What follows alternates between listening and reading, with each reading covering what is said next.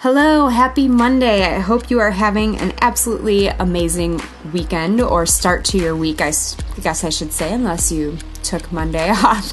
Anyway, thank you so much for using some of your time to listen to my podcast. My name is Mandy Bryce, and I am the host of this show called The Bold Moves Podcast. And I use this podcast as a way to reach my goals, which is inspiring as many people as I possibly can to really go after their dreams and live their best lives. So hopefully I can do that partially by every Monday sharing an interview with somebody who has gone after their dreams and is living their best lives, or at least working toward it, and has a great story to share. Usually that involves some risk taking at certain points in their journeys. This week is no exception. I finally am getting to share an interview that was months in the making with Kamela Hurley, who I met at the Independent Indie Beauty Expo in Los Angeles several months ago, and absolutely loved her concept and everything she stood for. I feel like we could have talked for weeks and weeks, but don't worry, we didn't. You probably already looked at the length of this podcast and noticed it didn't say weeks. But anyway, I really think you're going to enjoy all of the tremendous value that she has to offer, because she shares so many incredible tips on just a healthy lifestyle, both mentally, physically, and she says that beauty starts in bed, and now you can hear why. So without further ado, here is Kamela Hurley. Oh, and make sure you stay tuned to the end, because there is a sweet giveaway that you'll love. All right, here we go. Enjoy. Hello, everyone. Welcome to the Bold Moves Podcast. I am with Kamela Hurley, who I met many months ago at the Indie Beauty Expo. Welcome to the show. Hey, hi. How are you doing today? Thanks for having me. I'm fantastic, and it is truly my pleasure. So, you know that the show is called Bold Moves. And obviously, I wouldn't have asked you to share your story if you hadn't made some yourself. So why don't you share a little bit about your background, who you are, what you've done, and some of the bold moves you've done that you've lived to tell the tale about? Yeah, absolutely. So I think obviously the reason why we connected is because I started a company called Madison White. And Madison White is a company that believes that beauty actually starts in bed. So just sharing a little bit of information about what I'm doing with my business helps to understand and illuminate the bold moves that I have taken in my life to get to this point where we actually met. Because it's not too many people that think that a pillowcase can be a beauty tool. But what happened was around 2015 is that I had two young children, and I really got tired of like always wearing yoga pants and the hair pulled back into a ponytail and just sort of feeling really worn down. Mm-hmm. And so I went to a beauty supply store because I put together Pinterest boards about how I was going to improve my life. So it kind of was like Pinterest was sort of like a vision board for me. Okay. And I put together like what I'd like to look like, how I'd like my hair to look, how I'd like my makeup to look. And then of course, when you start putting together all these like perfectly polished images, you're like, oh my God, I have no time to actually execute any of this. Right. life is busy, right? So, right. So I went to this beauty supply store and I was like, oh yeah, that's right. It's supposed to be really great for hair and skin when you sleep on a satin or a silk pillowcase. And so I was like, I asked the girl who was working, I was like, hey, do you mind if I touch these pillowcases? Because I'm like kind of like really into bedding. I just want to see how it feels. Yeah. And literally the moment that I touched the fabric was like the light bulb went off in my head. And I'm like, oh my God, I could do better. So my bold move started with, I guess, taking time for self-care. So that's something that's really important and part of the message of Madison and White, that like it's worth the time to care for yourself. Yeah. And I can get into that more a little bit later. But the other bold move was, I literally started researching textiles and I made handmade samples. And when I, spent my first night on like my homemade like a luxury satin pillowcase, I was like, oh my God, this is a game changer. This is so amazing. Like I don't have to wake up and do, wash my hair and then do a full blowout. I can actually extend my blowout, which gives me more time to, to manage everything that's going on in my life. So, and make those Pinterest boards a reality. yeah, exactly. So yeah, exactly. A reality in my own way, right? Because it's not like I'm trying to replicate like a certain influencer or, create a certain aesthetic. As much as I'd love to do that, I probably don't have the resources to do all of these Pinterest images that I put together. Right. So I just started with, what I could do. And for me, it started with with these pillowcases, which I made on the kitchen table. So I'm really proud of the fact that where I am today, everything started off the kitchen table. So, and I think that's important too, because I hear founder stories, and it's always like, oh, I had a brother who just went ahead and invested $300,000 into my idea. And it's like, I really wish I had that brother, or the aunt or the family member, because I don't have that. So for me, it was really amazing that I made these samples, and then I gave them to friends and family, and then they were telling people like how awesome it was, and then I started getting like orders, and then I was like, this is really cool, this is amazing. And then I decided to put some samples on Etsy, and a week later I was contacted by the beauty editor Jill Dunn, who now has her own podcast called Breaking Beauty. I don't know if you've ever heard it, and that's another wonderful addition to listen to. And then she connected me to the Marilyn Dennis show. That's like a nationwide breakfast television show in Canada. And my products, they were like, hey, would you mind if your pillowcases were featured on the show? And I'm like, not at all. You're like, I might need another kitchen table to make more. Oh, yeah. Exactly. So what happened was, is that I got a full minute of airtime next to Urban Decay and Neutrogena about how my pillowcases actually work to improve hair and skin. And that is how Madison White officially launched. That's amazing. Yeah. So it's so funny that doing something really small can actually start to trigger bigger events that happen in your life, which is really exciting if you think about it. Because, like, for example, I know that you're really into healthy living and, taking care of yourself from the inside out. And, taking those little actions actually have profound impact on your life and can lead to your bold move. So for me, what happened was I suddenly sold out of all the fabric and trim that I could physically purchase in Canada, and then I handmade all of those orders off the Marilyn Dennis show on the kitchen table. Wow.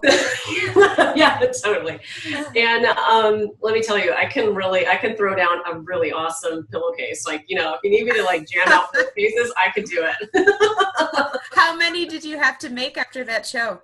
I'm sure they kept kind of trickling, but I want to say I made like 45 or 50 pillowcases by hand. So it wasn't totally unreasonable, but at the same time it was to handmade all of these pillowcases. And then I would have sold more, except for I literally couldn't get any more fabric. And then, and then shipping everything out. Sure. It was a learning experience. It's like I say, this whole process that I've been on is sort of earning my like street MBA. And it's really good that I'm so passionate about bedding, and I'm really passionate about self-care, which to me, wellness includes more than just nutrition, but it's also taking time to rest and relax. And I swear, I feel like I want to sneeze right now. Feel free if it comes. Okay, if it happens, I'm so sorry, but I'm letting people know I feel like I want to sneeze. The warning, the heads up. Yeah. So, I don't know any tricks to avoid a sneeze.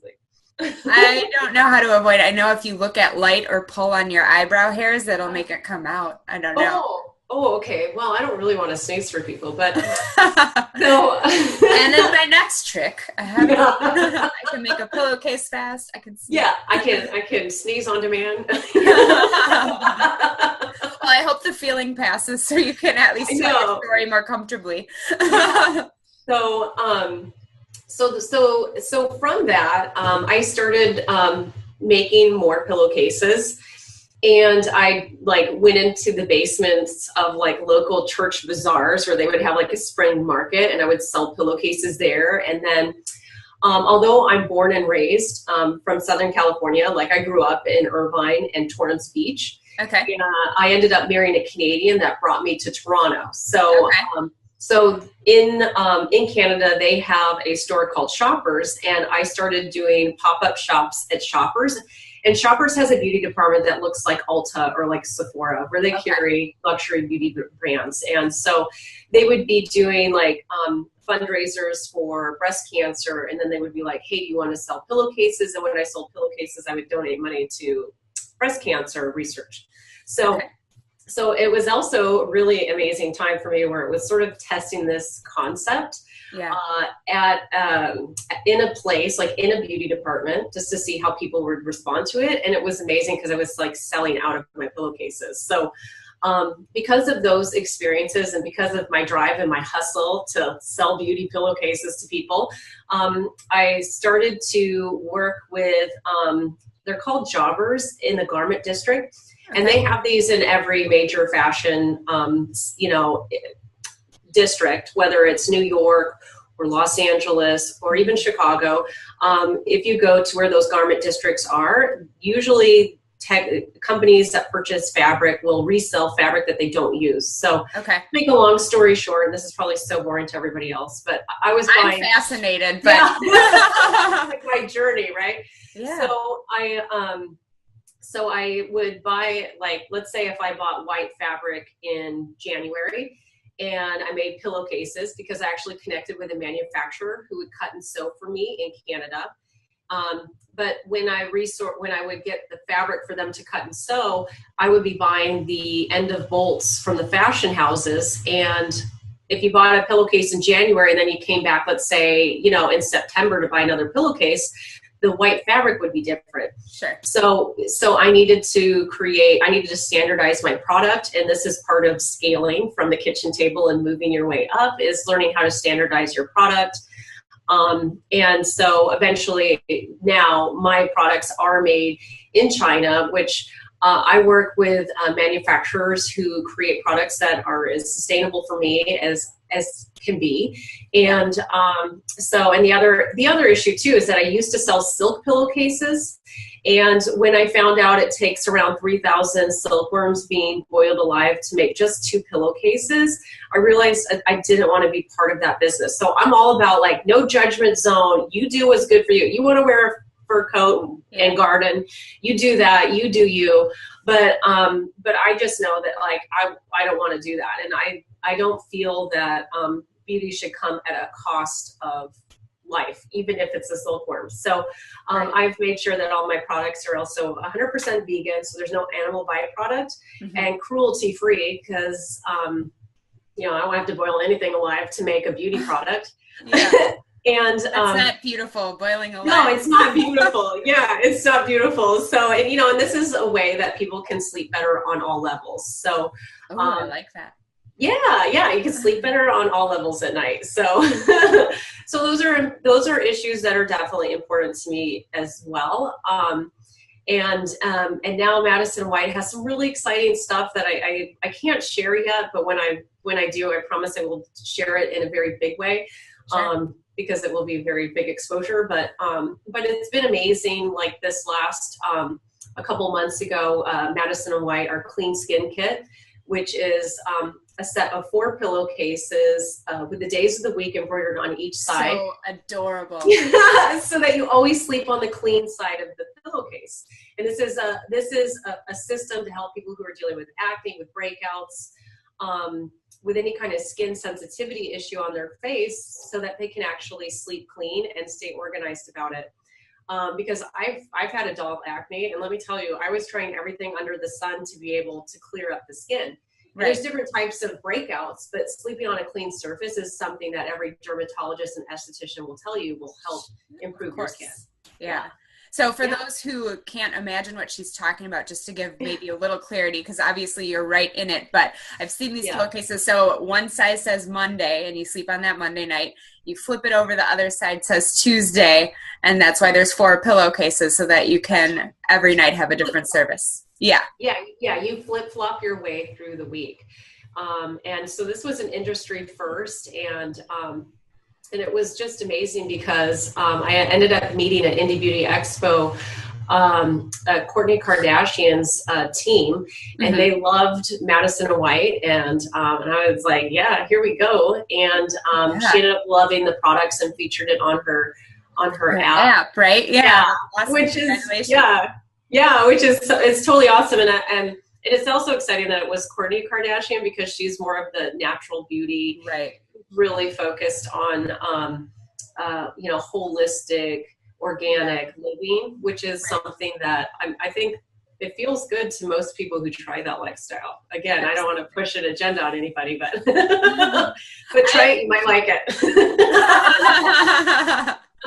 Absolutely. Yeah. It seems a lot perfectly on brand then. Yeah, exactly. So it was a really good, I think, yeah, exactly. It was good for her. It was good for me. And, all you have to do is sleep. So here we are. I love all of your little taglines that keep popping up. They're so perfect and adorable. Well, you know what I have to say too. So once I launched the company, I've been doing trade shows. And when you are on a trade show floor, like Indie Beauty Expo, which is such a great group of women who have put together that trade show, and the experience was phenomenal. I loved meeting everybody, but so I've done that show. I did Founder Made in New York City. I did a New York Now show, which was also in New York City. So when you're standing pitching to people who are like investors, who are influencers, who are buyers for major department stores, you get used to just like, I can just like kind of like close my eyes and be like, da, da, da, da, da. Yeah. Here we go, beauty sleep, right? But the other thing too is that I am really passionate about what I'm doing, and something else that I'm really excited about is that of course I want everybody to sleep on a Madison and White pillowcase, but also like the underflow, the undercurrent is just advocating wellness, and in that I feel that when you look good, it encourages you to live well, and when you live well, it encourages you to dream big. So that's actually on every single package of so on every single package it says look good, live well, dream big. And then that sort of connects to this idea which I call like the beauty sleep wellness wheel, where if you start anywhere on this, if you imagine a wheel and that there's 3 points, pick one to start, right? Maybe it's just waking up and saying, okay, I'm going to try doing makeup for 5 minutes because like maybe things are difficult or you're not feeling great. Start by looking good. And then what you do is try to move to the next segment, which is like live well. And underneath live well, it means sweat a little bit every day, eat something that's healthy and clean for your body. Do something that, that connects to the third element on the wheel, which is dream big. And when I say dream big, maybe it's like learning how to bake a flawless cake. It doesn't have to be like launching a company. It can actually be, I want to run a 5K, whatever that dream is for you. I think when you live with passion and purpose, it really ignites having like an awesome kick-ass life. So and I think that's so much about like what drew me to you at the expo, because my tagline is look better, feel better, be better. And it's like the same, like I was just like, can I have your wheel and just change the words a little bit, because like I totally agree. When you have the confidence and everything just builds. Once you have all of those things, and I think like if you even like dig a little bit deeper, it's just like if I could send a message to every single person out there, it would be that you're worthy. It's not because of people that it's not because of the job you have, it's not because of the things that you own. You're just worthy because you are. And that's like, if that's something that I could encourage people to focus on, I like maybe all the world problems will be solved. Because like when you understand that these resources that we have here in the world are to be treasured and to be shared, we can all commonly work together to improve our world, our communities, and ourselves. So, gosh, it sounds like I have some kind of political agenda. I swear I don't.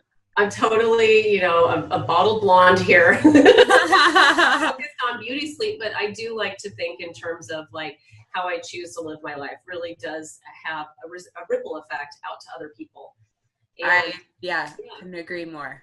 100%. So then I guess if I were to toss my stone into the pond, it's just that like I'm really focused on, having people focus on really great rest and relaxation and how restorative sleep is. So yeah, let's talk about that sleep bit a little bit, because I feel like it's finally, thank goodness, dying. But for so long, I think probably since the 80s is probably when it started, but that idea is a little before my time. Just the glorification of busy. The 80s are not before my time, but I was a kid, so I wasn't trying to like, be some kind of boss.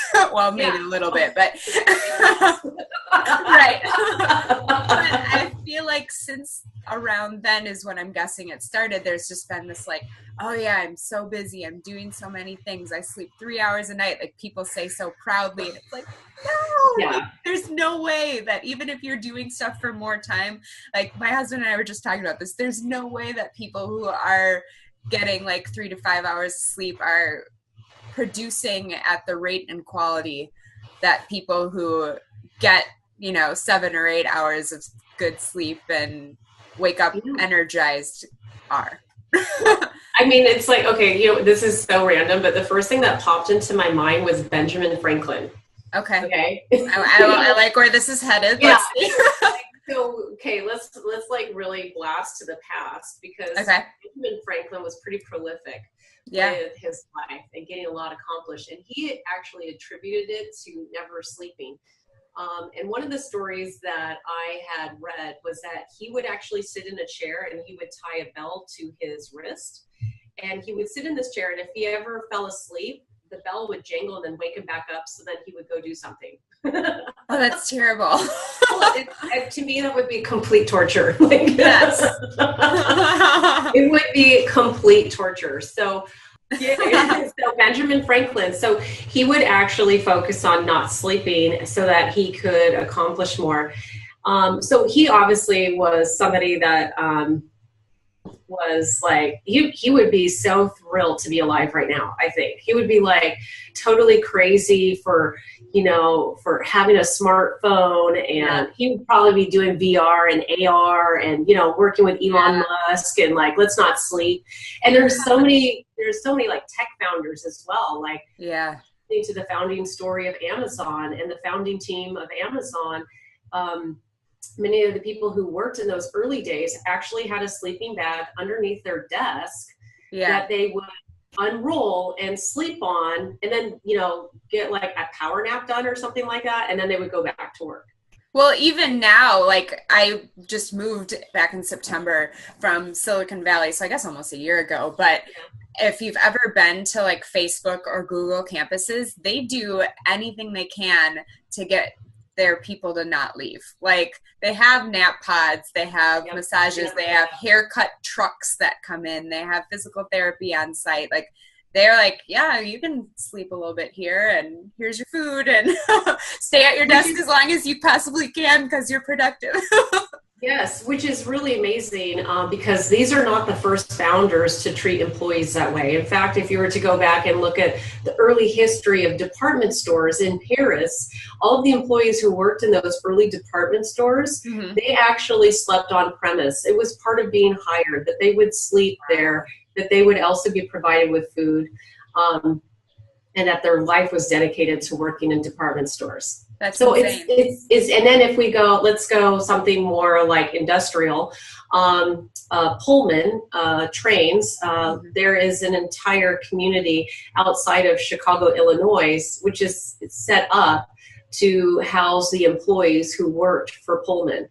And I've actually gone and I've done like architectural walks of this community, because it's phenomenal. And it's kind of interesting how everything that seems so random about my life, like even in this conversation, the fact that I know these little tidbits is pretty phenomenal. Like it's just, I love it. I know, right? But so interesting because it feels so new and fresh, and it seems so crazy that Silicon Valley operates this way, but actually there's a long history, especially of big innovators in culture who perform at those levels. Now, let's just step back into our own lives and and focus on, like, how does it feel constantly feeling like you have to be as productive as your smartphone. Right.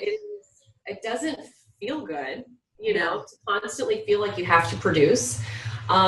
It can be overwhelming, especially for influencers, like that there's this constant demand to create content, like whether it's content for a platform like YouTube or whether it's content for a platform like Instagram.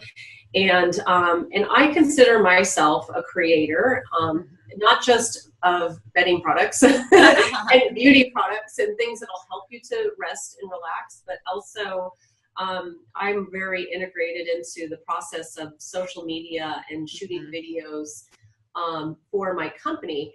And so, like, when Instagram announced Instagram TV, I felt the same way as many of the influencers that I know, which is overwhelmed. Yeah.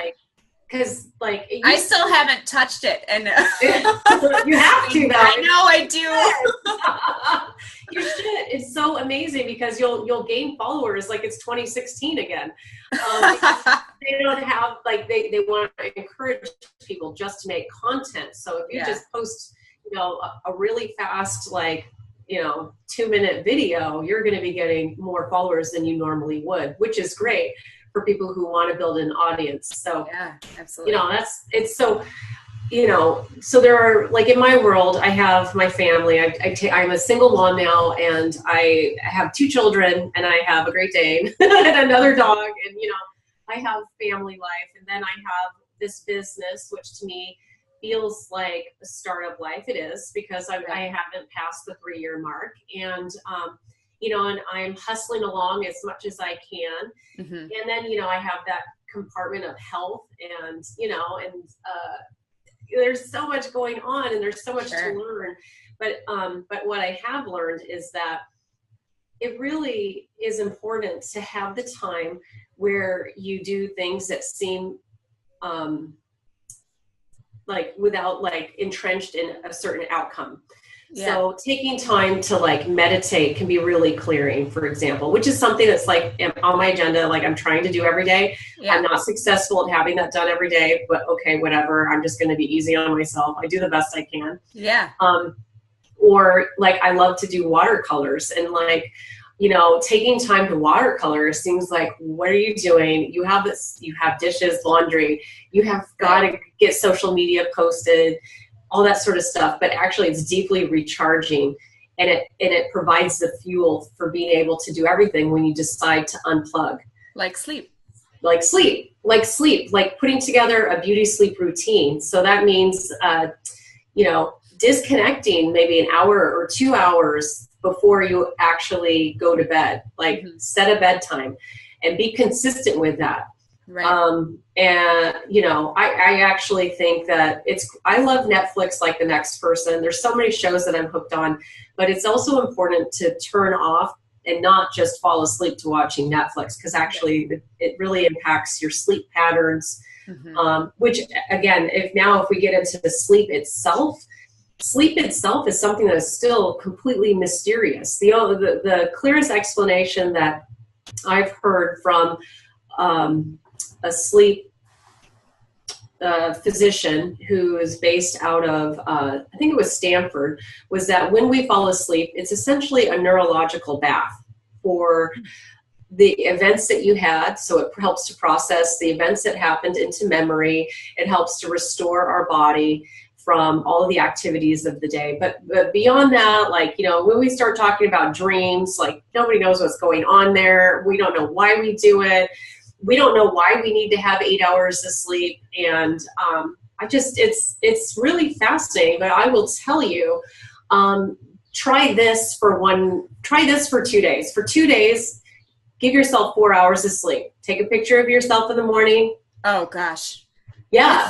No, I will not. Puppy skin, You're going to be cranky. That's another thing. If you have any acne, it's worse. Yeah. If you have any fine lines or wrinkles, you've aged 10 years. Totally. Not taking your challenge. No, I know, right? So, or even if you do it for one day, you're like, you feel like a sledgehammer has hit you. Accidentally do that challenge. Don't intentionally do it. And if you are, let's say you're a mom like I am, you're oftentimes have that challenge forced on you, you know, especially with young children. Or if you have anxiety, or if you're an entrepreneur, or if you have a demanding job. Yeah, exactly. Or if you live in LA during this heat wave and you don't have air conditioning. I know. I was like talking to my mom yesterday, and she's like, I love the heat, but this is killing me. It's bad. It is bad, right? It's like 119 degrees like in Orange County, and that's like Palm Springs weather. Yeah, I know. Someone was like talking about going to Palm Springs the other day. I'm like, you could not pay me to go to Palm Springs right now. I don't care how many misters they have on, okay?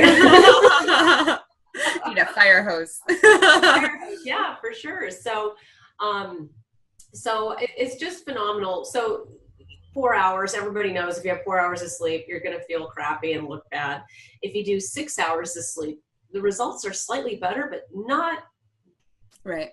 It's still actually considered a non-functioning amount of sleep. Wow. Non-functioning. Yeah, most people don't function at their optimum best. Right. Most people need to have 8 hours of sleep, but now I've told you, I've done all the trade shows from LA to New York, right? Yeah. And when I say, you know, we spend 1/3 of our lives sleeping, and that's based on 8 hours of sleep a night, most people laugh. And they're like, who are you kidding? 8 hours of sleep a night? Like, it's laughable. I mean, do you get 8 hours of sleep? I don't necessarily get 8 hours of sleep, but I generally, I shoot for it. I'm not good at sleeping. So I've heard of a term called the sleep elite, where you don't need as much sleep as other people, but I try to at least stay in bed if I can for 7 or 8 hours. Probably on average 7. So, but sometimes I'm lying in bed. Okay. So this is interesting. So some of the stuff that I've read is when you wake up in the morning, instead of grabbing your phone and like, oh, I'm just going to be on. I've stopped that. Right. Yeah. Well, they actually say the best thing you do is that when you wake up, get out of bed immediately. Yeah. It'll help shift your day. It'll help you be more vibrant, more functioning. Sometimes staying in bed, you get drowsy. It makes you drowsy, and it just kind of kills mojo for the day. So, so I sort of recommend that when you wake up, you just get out of bed. And I don't want to sound like a mom here, but I make up your bed. That's the other tip that I would make is wake up, get out of bed as soon as you wake up. The second thing I would say, make up your bed. I think those two things can have a profound shift, especially if you want to aim for the 8 hours of sleep that we want to get. I know that for myself, I'll be honest with you, it is a rare day that I get 8 hours of sleep. Sure. I always have a dog is waking me up, or the kids are waking me up, or I just wake up. Who knows? Yeah. Yeah. There's just, random variables that seem to always happen. Things are better, but you would, I had a holistic acupuncturist say, when I told her what my work was, that I sell pillowcases to help people rest and relax. And then she laughed and she said, oftentimes the work that we do is what we actually need to bring into our own life. So I also am somebody who, I would never say that I'm considered a sleep elite. Like, I'm certainly not one of those people. Benjamin Franklin, obviously he could pull that off. Not if he's tying a bell to himself. It sounds like his body wanted him to sleep. I know his body wanted him to sleep, but or another thing too, this is so funny. Like, I guess people who are the astrological sign of Aries. And I don't know too much about this. It's just random sleep stuff I've picked up on my journey. I'm sure. I probably read this out of a magazine on a flight somewhere, but Aries, that astrological sign, tend to need less sleep. And there's no science behind that. So please understand that this is just fun. Anecdotal. Fun woo-woo, okay? Yeah, perfect. because actually the friends that I know who are Aries, they never want to sleep. They always want to go, go, go. And supposedly that's because they are the start of that whole astrological calendar, which I don't even know comes after an Aries. But again, I think these little tidbits are always so interesting to me. For sure. Because whether, you have people who are coming from a more spiritual angle, or you have the more science-based angle, like nobody really knows. So yeah, just listen to everything and sort of observe. And here I am in the middle, a Libra, which likes to take information and weigh it and measure stuff out and be as fair as possible. So, so that's what sign are you? I have to ask now. I'm a Virgo. Are you? See, I don't know anything about Virgos. What are Virgos? Perfectionists. Oh!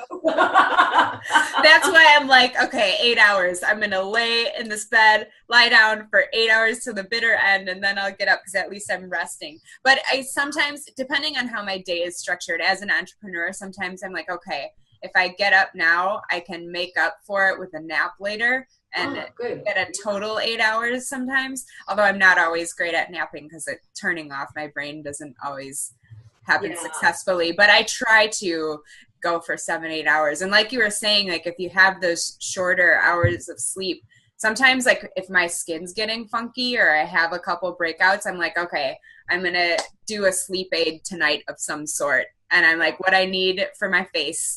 Yes, a really long sleep. yeah, absolutely. So I know that one of the things that have really worked to help manage my life is an analog agenda. And like I'm not connected to Michael Hyatt. I'm not part of the Full Focus Planner. But I somehow discovered this because something else I love to do is I love to listen to people talk about time management. Yeah. So there's like a woman named Laura Vanderkamp who's amazing. She's written books about like what successful people do before breakfast. Okay. Like an entire book about that. And she's phenomenal. I also, Gretchen Rubin, who wrote like the Happiness Project, she's written a lot about like productivity, and she has a podcast as well that I find engaging. And so Michael Hyatt is this guy who put together the Full Focus Planner. And what is amazing is that here, and let me slip to it. So not only do you sort of plan your day with 3 important tasks, which are I do that too. Right. So when you finally get to Friday, when you get to Friday and when you flip the next page of the Full Focus Planner, it actually has the weekend optimizer section of this planner, this agenda. And the very first block on it is rest. And the question is how much sleep do you want to get?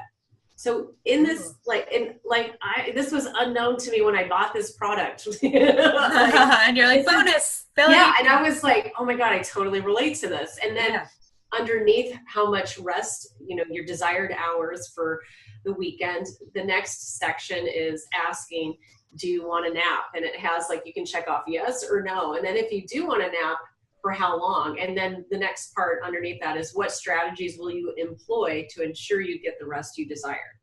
That's awesome. He sees the value. And he's super successful. He started Social Media Examiner. He was part of a big publishing house, lots of books, podcasts. He's very prolific as well. And so I just I cannot speak more highly of the Full Focus Planner. It's literally helped me to regain my life because I'd say one of the points of contentions that I had for a while was, how do I unplug from my phone when I feel like I need to be watching what's being created, when I need to be engaging with what's being created, or I need to engage with my audience? Because I'm not at a place, I'm not like, I don't know, at Coca-Cola that has like, a team who manages everything. It's like, I'm like I said, started from the kitchen table, and I'm moving forward as efficiently as I can. And I'm all about like bootstrapping and lean startup. There's a lot to be said for that. And so it's also part of like my creative process, being connected to social media. Like it just, I love it. Yeah, I love it. I hate it. But the trouble is that I don't want to deteriorate my relationship. So this planner has helped me to also create the times that I actually unplug from work. It's helped me to focus on having that beauty sleep routine before I go to bed. And reconnecting to the things like watercoloring, like reading books, Sure. The creative activities that seem to have absolutely no purpose, or those moments in which I feel like I kind of like connect to this like place where it's just deeply satisfying to be living my life. And that's something you can't always get off of your smartphone. Your to-do list, yeah. Unless you put it on your to-do list within. Unless you put it on your to-do list, yeah, for sure. So those are definitely some of the things that I have learned on this journey. So it's been a phenomenal. So I started in 2015, and then with Madison and White, I had the idea, and it wasn't until around August of like 2016 that I started to take the idea more seriously. Yeah. And it wasn't until really I didn't have inventory until October 2017 that this company was put together in a way for it to really go forward and charge and, share the love with everybody of beauty sleep. I love that. So I'm curious, let's go back to a little bit before the kitchen table. What were you doing aside from Pinteresting your personal vision board? Okay, so before that, I worked in interior design, but I was also, I went to school at the School of the Art Institute of Chicago, which is one of the top, top 5 fine art institutions in the States. Yeah. And it was a tremendous experience, which was actually not focused on the technique of creating art. It was focused on the conceptual side of art. And so the amazing thing about that educational experience was that that we spent all of our time inside like a legit art museum. Right. I've been there. It's an amazing place.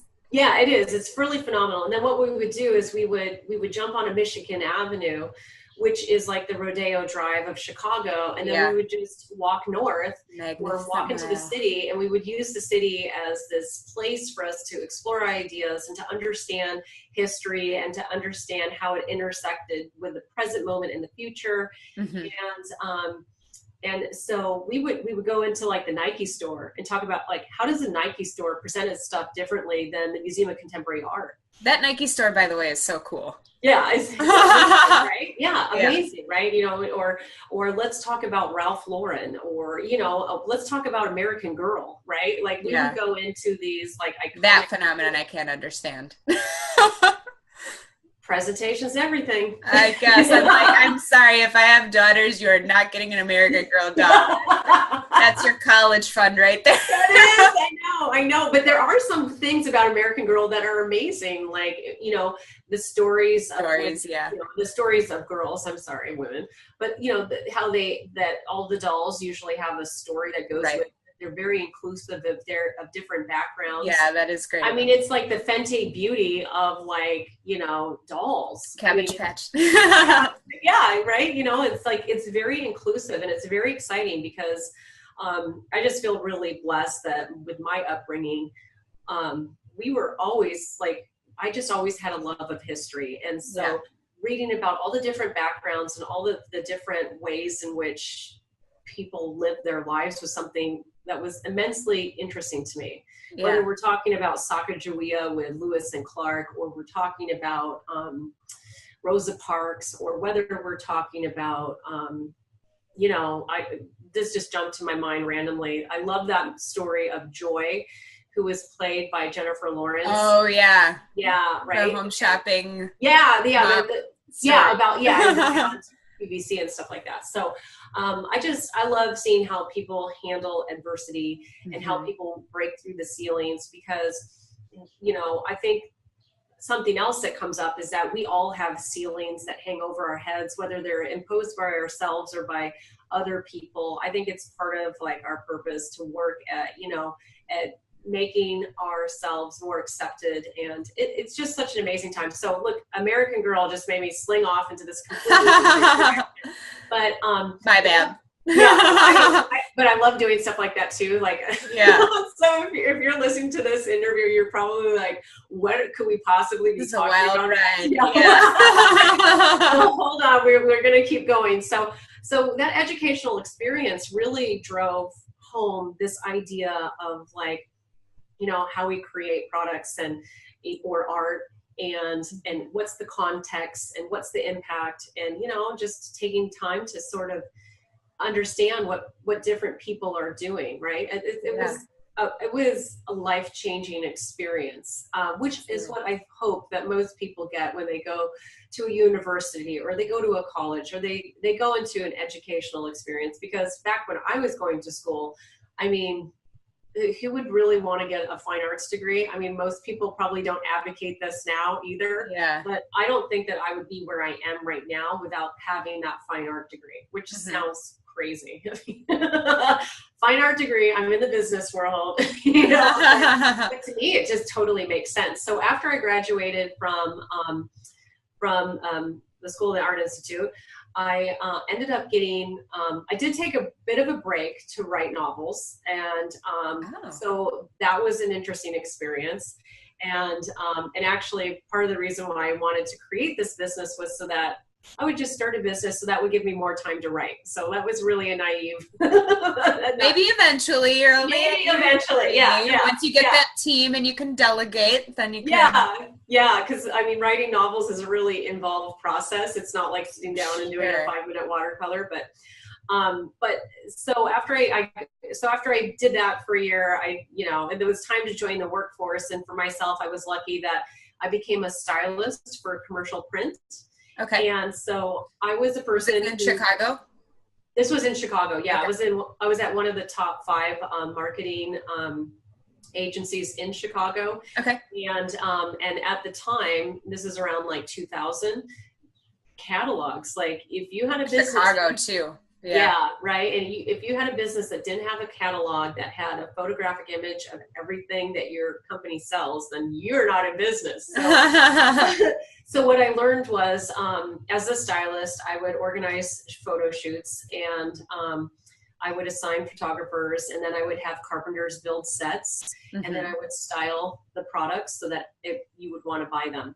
And it's good skill for now. That's right. I was going to say, talk about the precursor of social media, because all of being a stylist in general has really helped to inform everything about what I do. And I mean, I love beautiful spaces, because when you put together beautiful spaces, I mean, you again, it goes back to that sort of inspiration. Yeah, that comes back to like, you feel good, you look good, you live well, all that sort of stuff, right?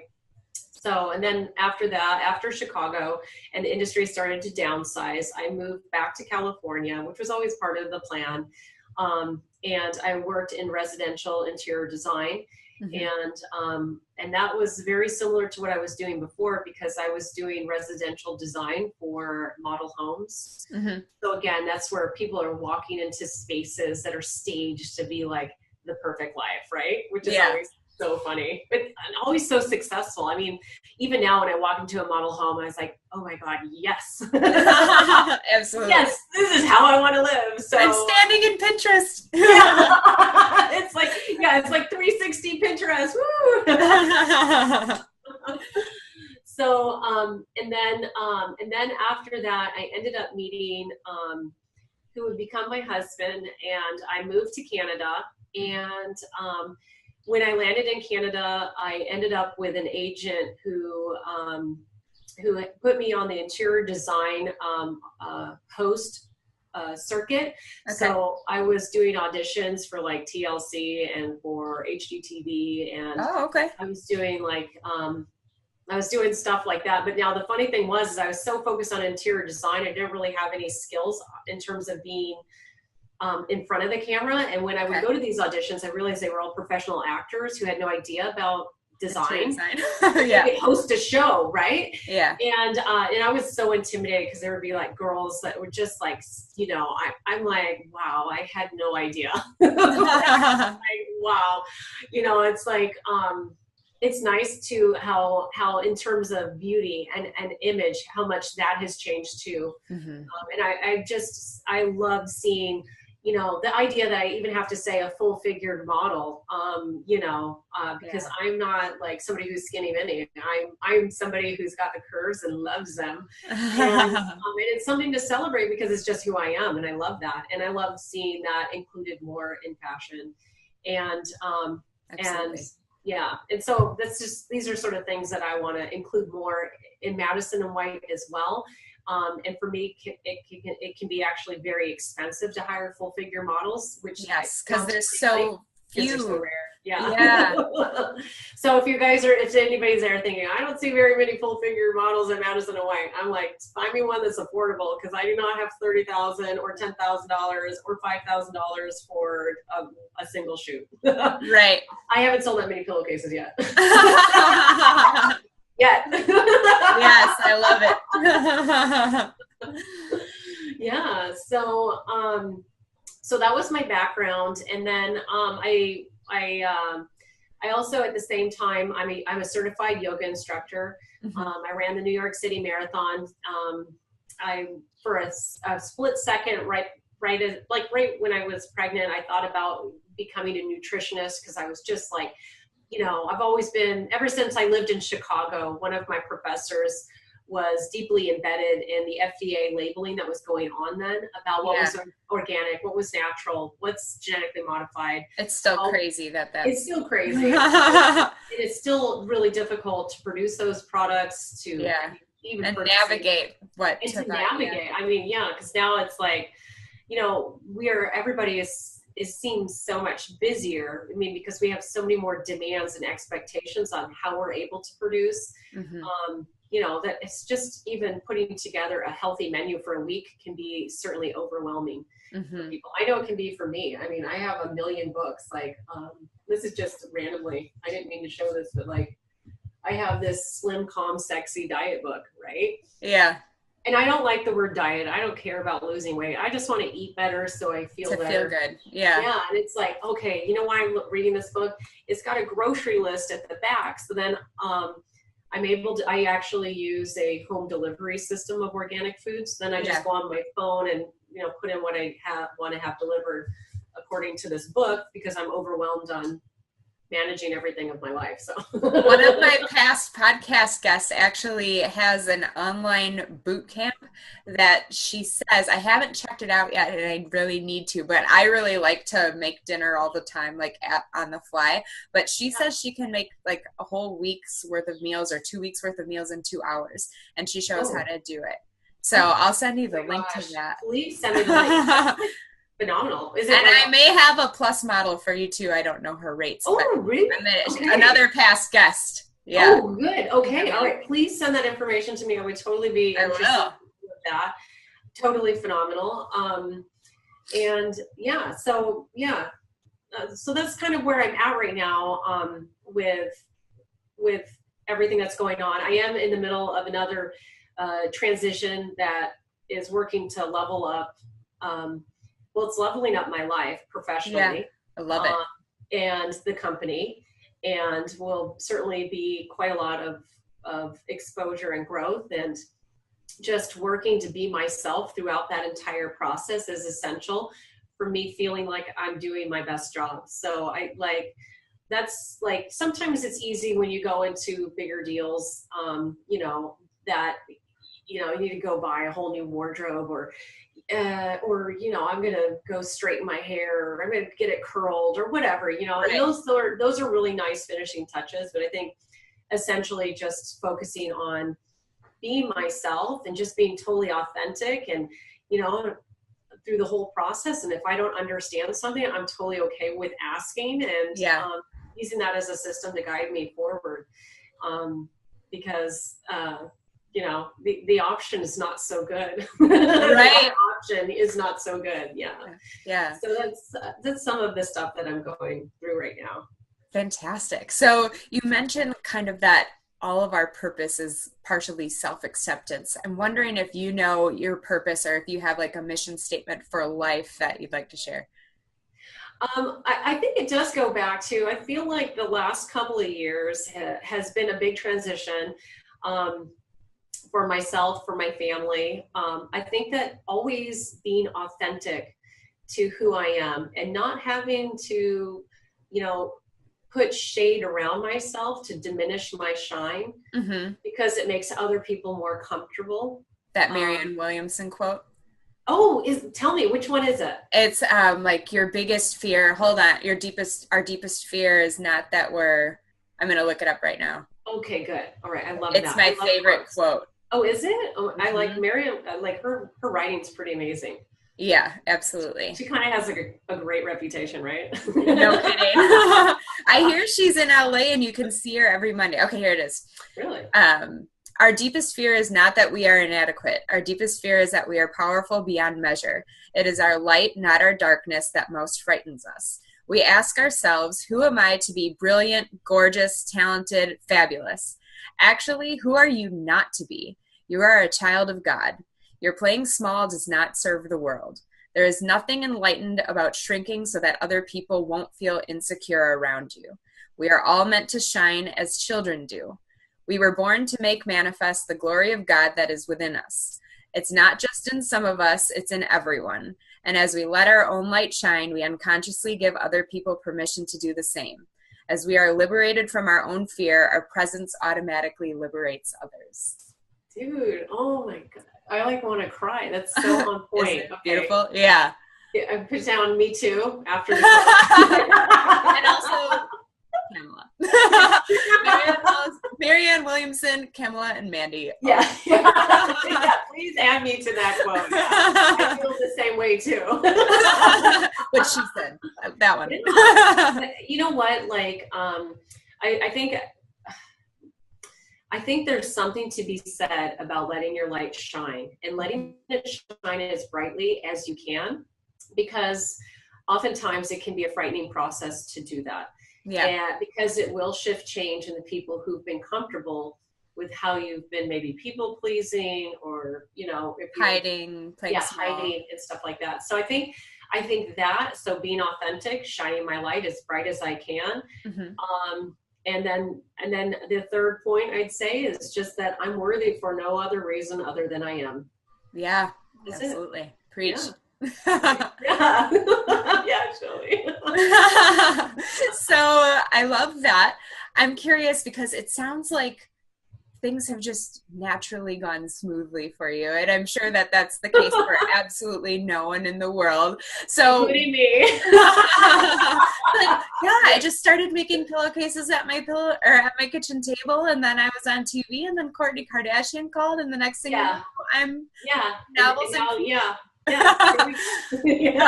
so what was the scariest moment or the scariest thing you've ever done? Let's hear a non-highlight reel.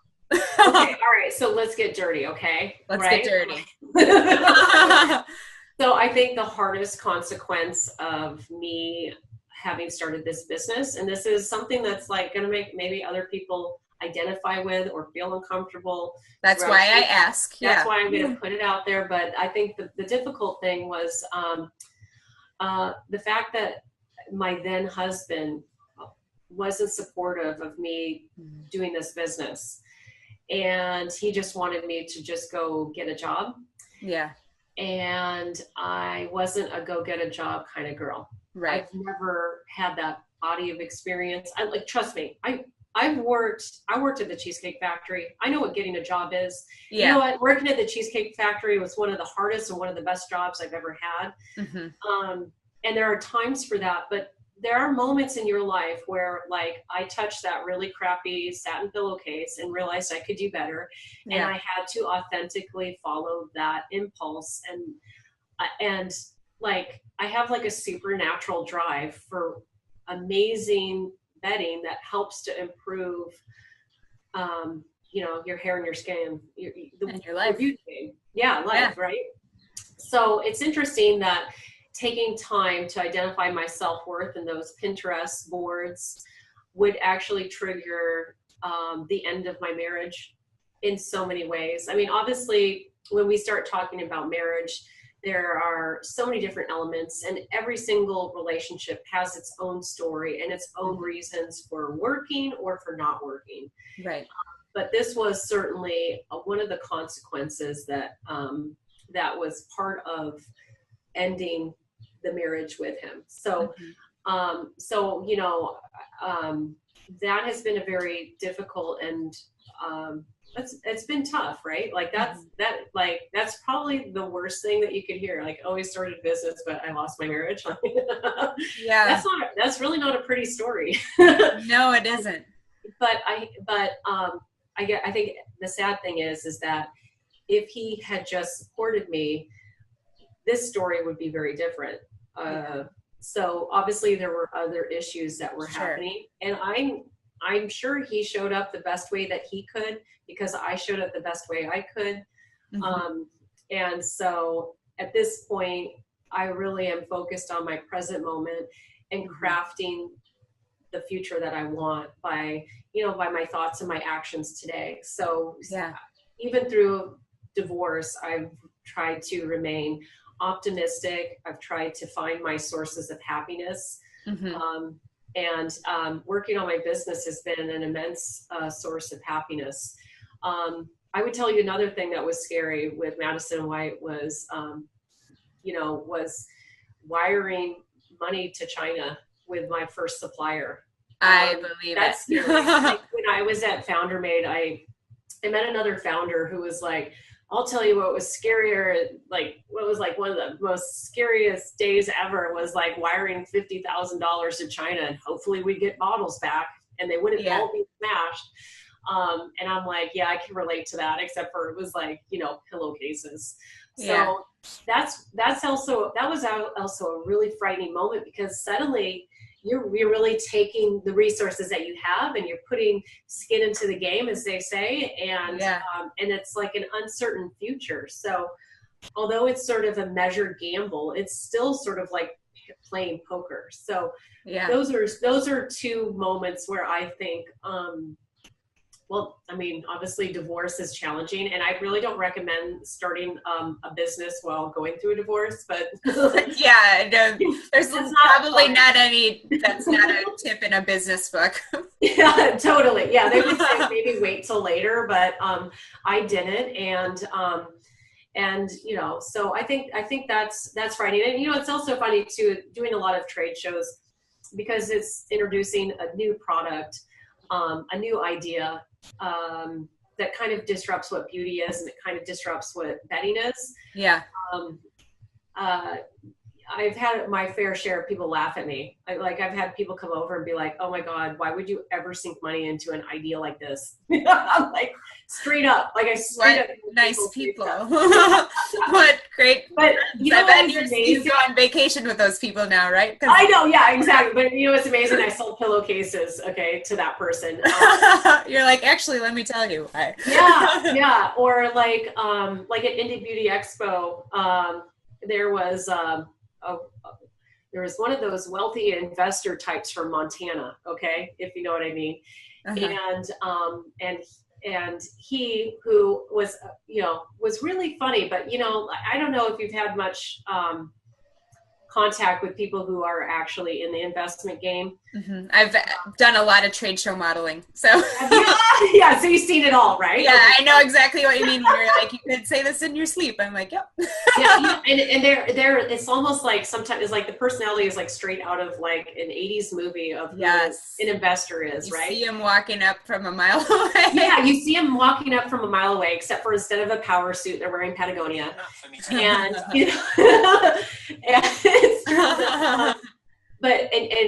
and then for a while, just sort of like totally was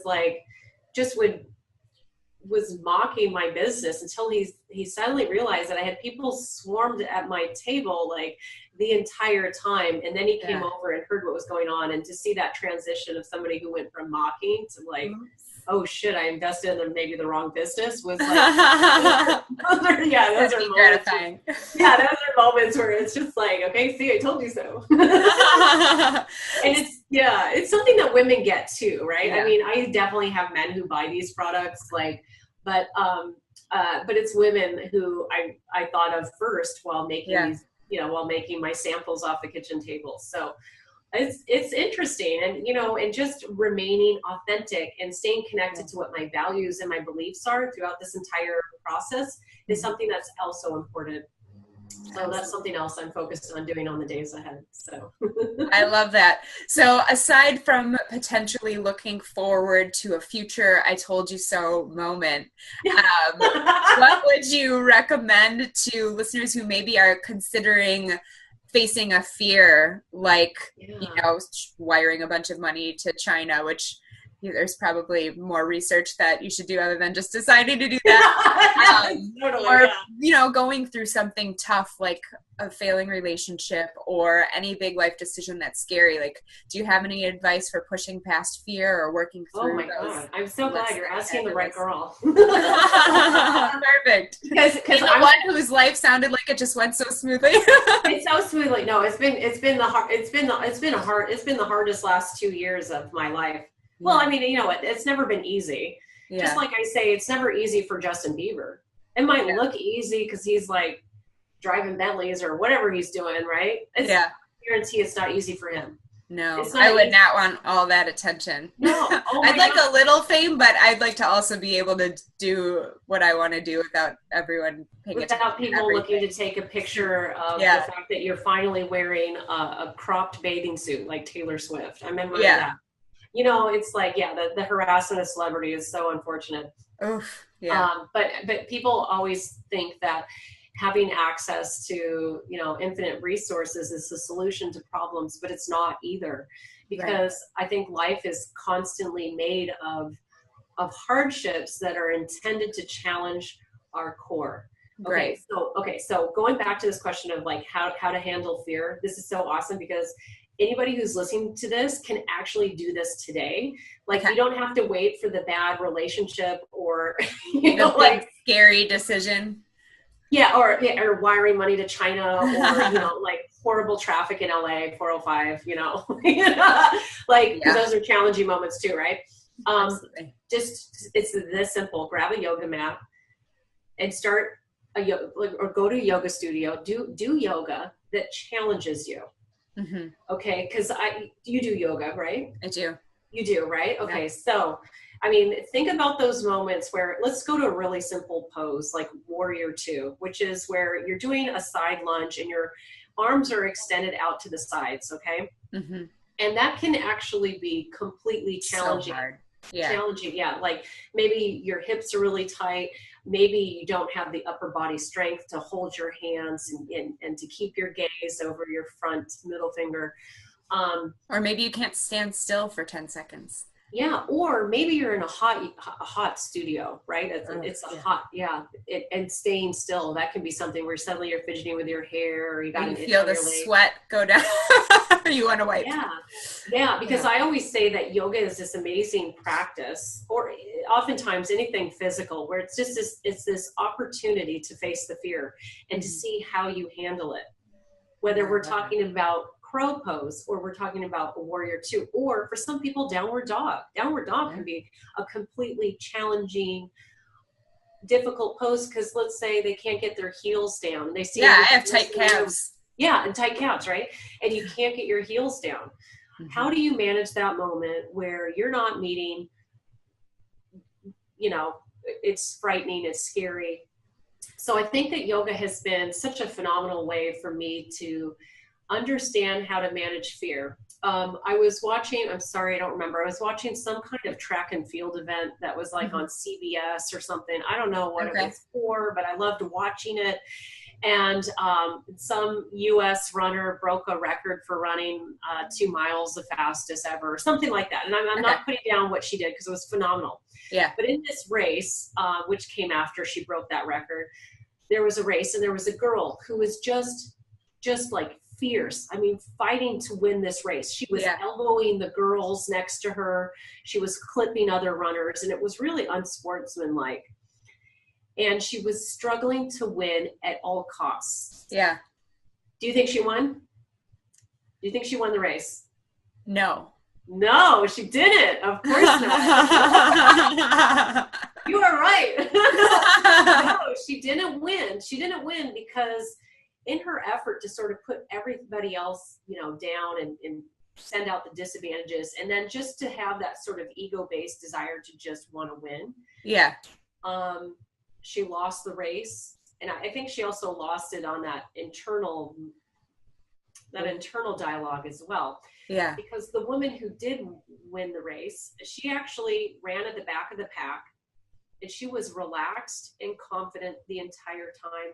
And just, and then it comes into the last, 500 meters or whatever it is. And then she just like takes off, and she was so relaxed the whole time. Now, as a yoga instructor, what we teach people in yoga, when you hit those hard moments, those places of fear, you've got to learn to relax. You've got to learn to breathe. Can you relax? Can you breathe? Because that's when you can actually perform your best. I mean, the best tree pose I ever did in my life was when I wasn't struggling to try and make it look like a yoga journal magazine cover. Yeah. It was, I just found a way to completely be at ease and relax into the moment. I mean, so if there's anything I could stress to people about how to manage fear, is to learn how to relax into those moments of resistance that you're experiencing, and definitely find your breath, and you will find a way to move forward. I love that so much. Yeah, this is what happens whether we're on the mat or we're in life. I need you to call me every morning. Yeah. Yeah, totally. Be like, Andy, good morning. Make your bed, and also remember. I love that. Yeah, but so yoga is a really great way to practice that response, so that when you get into those moments, whether it's a heated disagreement, whether it's a challenging coworker, whether it is a shipment didn't show up when it was supposed to, and for some reason it's been sitting on a UPS truck for a week. Delivery, like it does, is to take a breath and realize that you will find a way to work through it. And, and it's a much more peaceful way to deal with fear as well. So I find that yoga is this really great kind of like abstract place where I can practice facing the fear. And it also is a great place to face the fear and realize that as I relax, I'm able to do better than I ever thought I could.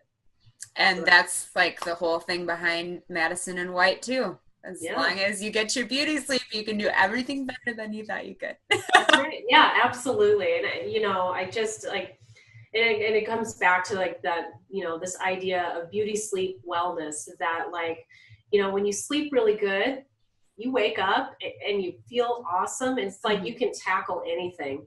Sure. And you can be your best version of yourself. Whereas when you have a really crappy night of sleep, I mean, it's like I could drink a pot of coffee and I'm going to kill everybody. Please don't. I won't. Yeah, no, I won't. Here's where I'm glad you're not in SoCal anymore. As much as I would love to have, I drink tea, but I did. I you know what? I drink tea mostly as well too. But you can kill people by being grouchy, not necessarily by running around physically, physically harming people. But absolutely. I know when I'm in negative spirits, I mean, it just crushes the vibe of everybody else. Right. It's all about like, hey man, we have one life, we have one shot at this. Let's make this as beautiful and peaceful and loving as we can. And I'm telling you, sleep is part of that equation. I agree for sure. So in addition to recommending good sleep, you've also recommended Michael Hyatt's Planner, but I'm wondering if you have any other book recommendations for anyone who might want to read a little bit before bed. Yeah, absolutely. Because, it's funny. So I love my fiction and I love nonfiction. One of the fictional books that like just really struck me at the core was Ian McEwan's Atonement. I think it was one of the finest novels ever written. He's an amazing novelist. If you hadn't had a chance to read that book, read it. If you've seen the movie, it probably won't have the same impact, but Keira Knightley is still phenomenal in that. And I've always loved the classics. I've always loved British authors. Most of them are males. I do love women, American authors like Edith Wharton. I've read so much fiction.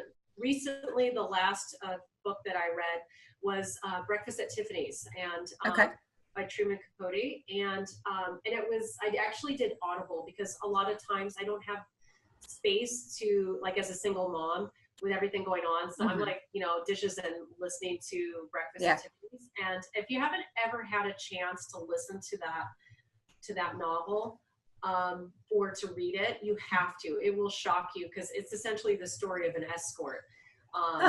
Yeah, a bisexual escort. That's what a lot of people don't think of when they think of Audrey Hepburn. No. You know, having one of her glamorous parties. But I was just talking about that the other day, where if it wasn't Audrey Hepburn and you weren't thinking of Holly Golightly as Audrey Hepburn, you'd be like, that chick's kind of nuts. But since it's Audrey Hepburn, you're like, oh, she's so cute. Like, I know. And you know, and it's like you can go to IKEA and you can get a big poster print of, like, Holly Golightly. Yeah. And it's like, man, do most people know what's really going on here? I think IKEA is more subversive than I know. Love it. I bet, you know what, people have taken that icon of her, which Audrey Hepburn they thought she was at the end of her career. Yeah. They thought she was done for it. And then when she did that movie, I mean, it just changed. I mean, she transformed to icon status. So that's for fiction. And then I have my business books, like Simon Sinek's Start With Why. He's fantastic. If you're interested, it's like, this is like a classic book you have to read. This is another guy who's tied in with Michael Hyatt. I think they all live in Nashville. Okay. Donald Miller, this is kind of like version 2.0 of building a story brand. This is amazing. I would tell you, if you're an influencer or you're interested in starting a product-based business, this is a book you have to have on the shelf. You have to read. Okay. And then this is a book that I have to say is a book that I'm getting ready to read, which is Principles by Ray Dalio. I don't know. Have you read it? I haven't. Everybody's like, oh, you have to read it. It's like the best business book ever. So I'll find out if it is. Okay. It's certainly like New York Times bestseller. Cool. And then I also have like the spiritual books that I read because, you know, like at the heart, I'm totally like a granola California girl who loves yoga and matcha lattes like everybody else. But I really loved Light is the New Black by Rebecca Campbell. Okay. That was totally amazing audio book that I read.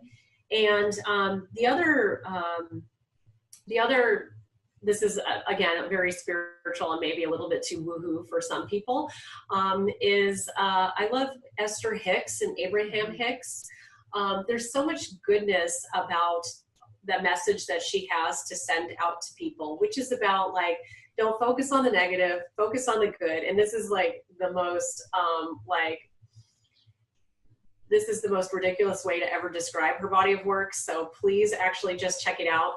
And and the other thing too, is that like, again, because I am low on time to actually sit and read books, I would also recommend that people check out some of these authors off of YouTube. So there's Pure Joy that has Abraham Hicks audios that I listen to. So if there's ever a moment where I just feel like I feel low energy or unmotivated, I'll just listen to one of these 10 or 15 minute excerpts from one of her workshops that she hosts around the world, and it totally helps to change my vibe. So I always make sure that I'm reading something that's business related during the week, and then I always have like my spiritual books that I like to read. I also am a big fan of Joel Osteen. Like, he's somebody who I have that XM Sirius in the car, and instead of listening to like gangster rap, I will flip over to Joel Osteen, listen to what he has to say. I think it's just important to find the things that drive you and energize you. Absolutely. So, because sometimes people can have a hard time understanding what their purpose is. What's my purpose? Why am I here? What am I doing everything for? I say, go to the bookstore, a bookstore, find one. Yeah. And then just see what sections you're drawn to. I mean, that's one of the easiest ways to find your purpose. Yeah. I love that. Yeah. And so I have my morning ritual, which consists of, at the moment, it's supposed to be meditation. Like I said, I haven't been doing it. But I wake up, I have a tea, and I have to watch a YouTube video. So. Yeah, I love that. That's great. It's so funny. So, so I would say YouTube, podcasts, like whether it's this one I'm on right now, whether it's something that's like focused on business or on relationships. There's this relationship coach out there who writes about infidelity. I can't think of her name, but she's mind-blowing.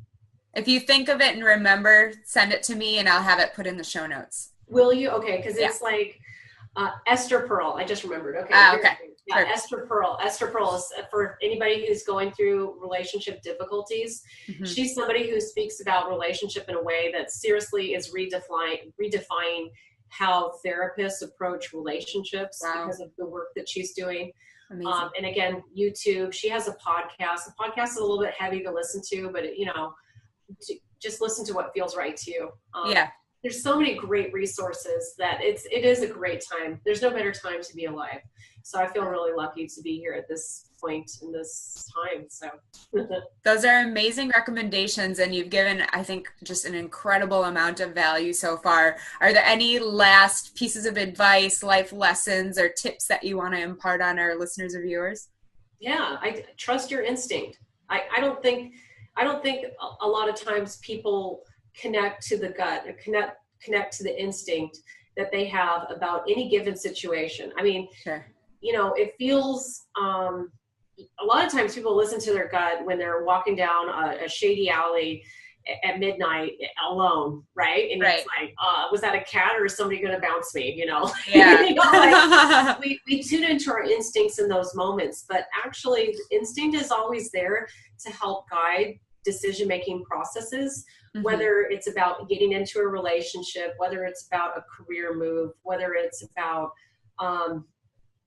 food choices, whatever. Sure. Listen to your instinct because generally it won't steer you wrong. I kind of see that as sort of like a North Star. Yeah. And then also emotions, the emotions that we experience, I feel are also another tier of helping us navigate our lives. So, a friend was telling me that she was suffering from depression. And of course there's clinical depression. There's also sadness. But I feel like in my life that sadness and those, depression and things like that, those are ways to tell us to do something different because something's not working. Sure. Yeah. So I think our emotions can be a really great guiding light to what's working in our life and what's not. And after you're done listening to your instinct, take action. Because if you don't take action, like I'm going to run now because I'm in this alley, or you know what, maybe the idea is that going to university isn't the right move for me right now because I want to be a creator and because what I'm doing feels right to me, even though everybody in my life says don't do this. I can make a better pillowcase. Yeah, exactly. Right. Yeah, exactly. So just, and at the end of the day, so let's say it doesn't work out. I've wasted a lot of money, but you know what? Upward and onward. Yes. Failure is a teacher too. That is not probably the best teacher. Yeah. But it's all about accepting that life has ups and downs and that you're constantly trying to make the best decisions that you can. So I say work with that. And also the third component, I would say, I'm always all about threes. It's just so easy for me, guys. Sorry. But the third thing is definitely be grateful. Grateful for the things that you've accomplished, grateful for the things that you do have, be grateful for, just be grateful for everything. And that gratitude is also another factor that'll help you live a better life and make you appreciate the journey you're on. So love that. Perfect. So if people are listening and they're like, well, she's totally sold me on this whole pillowcase thing, where can they find you online? Yay. So if you go to madisonandwhite.com and it's spelled out all this one word, you can head there. And then as soon as you land on our page, we have all the icons for Madison White on Instagram. I'm working to do more YouTube videos. Things have been really busy with the deal that I've been putting on, but I promise I'll be posting more there.